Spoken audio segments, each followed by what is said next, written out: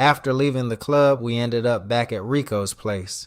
The music was low and everybody was just kicking back. For the first time in a long time, it felt good having Vernon home. Rico stood up from the couch and stretched.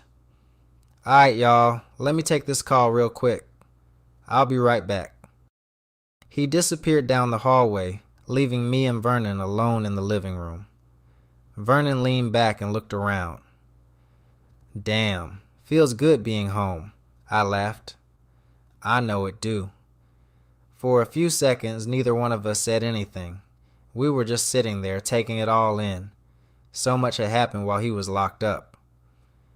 "Mom's wedding in a couple weeks," I finally said. Vernon shook his head. "Yeah, I know. Stone really about to become family." I rubbed my face. "That's the crazy part." Vernon looked over at me. "You still planning on going?" "I gotta go. That's my mother." He nodded. "Yeah." I stared down at the floor for a second. "But once all this wedding stuff over with, we gotta figure out what we're doing." Vernon's expression changed. "I know." The room got quiet. Neither one of us had to explain what we were talking about. We both knew. For years we'd been carrying the same anger, the same questions, the same memories. The difference was now we were older. Now we had resources. Now we had options. "Can't keep letting this ride forever," I said. "We won't," Vernon replied. What neither one of us realized was Rico was standing in the hallway. The phone call had ended minutes ago, but the moment he heard Stone's name, he stopped walking. Now he stood there listening. Stone. The name hit him like a punch to the chest. His eyes narrowed. Back in the living room, Vernon kept talking. "Just gotta be smart about it." I nodded. "That's all I'm saying?" Rico slowly stepped back before either one of us could see him. His mind was racing. Because for the first time since meeting us, the worlds he'd spent years keeping separate were starting to collide, and he wasn't sure what that meant for anybody. I kicked my shoes off the second I walked through the door. My feet were killing me. It had been one of those days where everything felt like work. Talking felt like work. Smiling felt like work. Even thinking felt like work. All I wanted was a hot shower, something to eat, and a couple hours where nobody needed anything from me. I dropped onto the couch and stretched my legs across the cushions. The house was quiet. Normally, that would have bothered me. Most nights I'd turn on the TV just to hear something besides my own thoughts. Tonight was different. Tonight the silence felt kind of nice.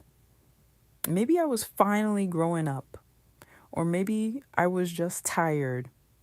I grabbed the remote and started flipping through channels without paying attention to what was on. A few seconds later, my phone lit up on the coffee table. The second I saw the name, I smiled.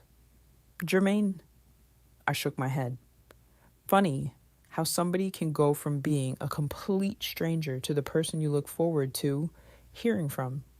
I answered before the phone could ring again. "Hey." "What's up, Char?" There it was. Char. The name I'd given him. Not my real name. Not even close. At first it seemed like a smart idea. A little protection. A little distance. Back then I didn't know him well enough to be handing out pieces of myself. Now I wasn't so sure. Sometimes when we talked I'd catch myself wanting to tell him. Wanting to say, my name isn't really Char. Wanting to tell him who I actually was. But every time I got close, something stopped me. Maybe fear. Maybe habit. Maybe I wasn't ready yet. "Actually," Jermaine said. The tone in his voice made me sit up a little straighter. "What's that supposed to mean?" I asked. He laughed. "It means I got a question for you." "A question?" "Yeah." I could hear him smiling on the other end. One of my friends is getting married next month. A wedding. That's right. Who's getting married? An old friend of mine. I waited. And I was wondering if you'd go with me. For a second, I forgot how to speak. Go with him? To a wedding? Not dinner? Not coffee? Not one of our random phone conversations that somehow lasted half the night. A wedding. Family, friends, people who actually knew him, people who mattered. I felt my stomach do a little flip. Wow, this is getting more serious than I thought. The funny thing was, I didn't know much about Jermaine. Not really. I knew he had a son around my age who lived in D.C. I knew they weren't as close as he wished they were. Whenever he talked about him, there was always something underneath his voice. Regret, sadness, maybe both. I never pushed for details. If Jermaine wanted me to know, he'd tell me. Still, the more I thought about it, the stranger it felt. Here was this man, inviting me into a part of his life I'd never seen before. His family, his friends, his world. Maybe it was time I stopped hiding pieces of mine. Maybe it was time I told him my real name. "You still there, Char?" he asked. I smiled. "Yeah, I'm here." So? So what? So, are you coming? I laughed. You know, for somebody asking me to a wedding, you sound awfully nervous. I'm not nervous. You are. I'm not.